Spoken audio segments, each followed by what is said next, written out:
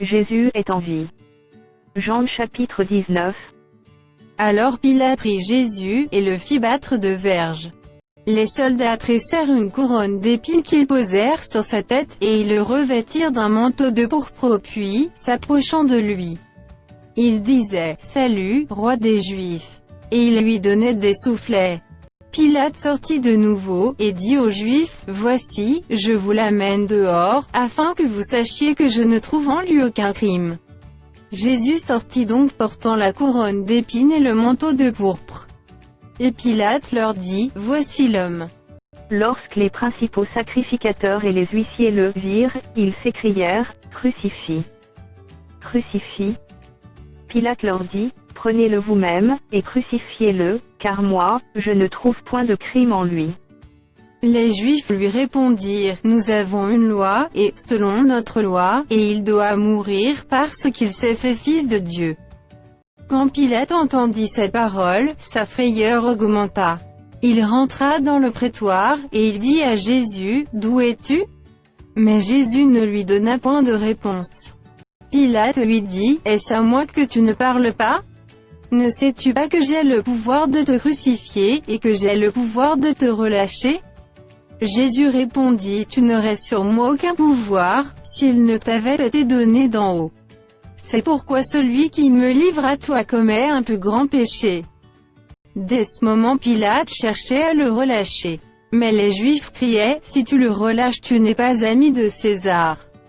Quiconque se fait roi se déclare contre César. » Pilate, ayant entendu ces paroles, amena Jésus dehors, et il s'assit sur le tribunal, au lieu appelé le pavé, et en hébreu Gabata. C'était la préparation de la Pâque, et environ la 6e heure. Pilate dit aux Juifs, « Voici votre roi. » Mais ils s'écrièrent, « Ôtez-le, ôte, crucifie-le. » Pilate leur dit, « Crucifierai-je votre roi ?» Les principaux sacrificateurs répondirent, « Nous n'avons de roi que César. » Alors il le leur livra pour être crucifié. Ils prirent donc Jésus, et l'emmenèrent. Jésus portant sa croix, arriva au lieu du crâne qui se nomme en hébreu Golgotha. C'est là qu'il fut crucifié, et 2 autres avec lui, un de chaque côté, et Jésus au milieu. Pilate fit une inscription, qu'il plaça sur la croix, et qui était ainsi conçue, Jésus de Nazareth, roi des Juifs. Beaucoup de Juifs lurent cette inscription parce que le lieu où Jésus fut crucifié était près de la ville. Elle était en hébreu, en grec et en latin. Les principaux sacrificateurs des Juifs dirent à Pilate, n'écris pas, roi des Juifs. Mais écris qu'il a dit, je suis roi des Juifs. Pilate répondit, ce que j'ai écrit, je l'ai écrit. Les soldats, après avoir crucifié Jésus, prirent ses vêtements, et ils en firent 4 parts, une part pour chaque soldat. Ils prirent aussi sa tunique, qui était sans couture, d'un seul tissu depuis le haut jusqu'en bas. Et ils dirent entre eux, ne la déchirons pas, mais tirons au sort à qui elle sera. Cela arriva afin que s'accomplisse cette parole de l'Écriture, ils se sont partagés mes vêtements, et ils ont tiré au sort ma tunique. Voilà ce que firent les soldats. Près de la croix de Jésus se tenaient sa mère et la sœur de sa mère, Marie, femme de Clopas, et Marie de Magdala. Jésus, voyant sa mère, et auprès d'elle le disciple qu'il aimait, dit à sa mère, « Femme, voilà ton fils. » Puis il dit au disciple, « Voilà ta mère. » Et, dès ce moment, le disciple la prit chez lui. Après cela, Jésus qui savait que tout était déjà consommé, dit, afin que l'écriture fût accomplie, « J'ai soif. » Il y avait là un vase plein de vinaigre. Les soldats en remplirent une éponge, et, l'ayant fixé à une branche d'hysope, ils l'approchèrent de sa bouche. Quand Jésus eut pris le vinaigre, il dit, « Tout est accompli. » Et, baissant la tête, il rendit l'esprit. Dans la crainte que les corps ne restassent sur la croix pendant le sabbat, car c'était la préparation, et ce jour de sabbat était un grand jour, les Juifs demandèrent à Pilate qu'on rompît les jambes aux crucifiés, et qu'on les enlevât.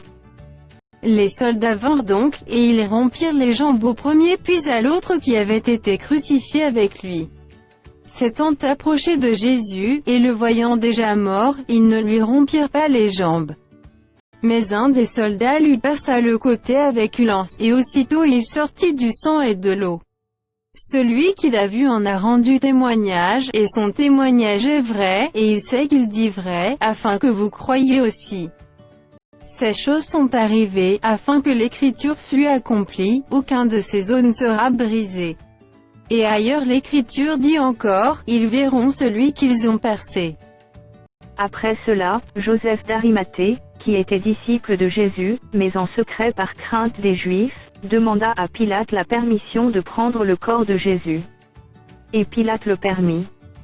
Il vint donc, et prit le corps de Jésus. Nicodème qui auparavant était allé de nuit vers Jésus, vint aussi, apportant un mélange d'environ 100 livres de myrrhe et d'aloès. Ils prirent donc le corps de Jésus, et l'enveloppèrent de bandes, avec les aromates, comme c'est la coutume d'ensevelir chez les Juifs. Or, il y avait un jardin dans le lieu où Jésus avait été crucifié, et dans le jardin un sépulcre neuf, où personne encore n'avait été mis. Ce fut là qu'ils déposèrent Jésus, à cause de la préparation des Juifs, parce que le sépulcre était proche.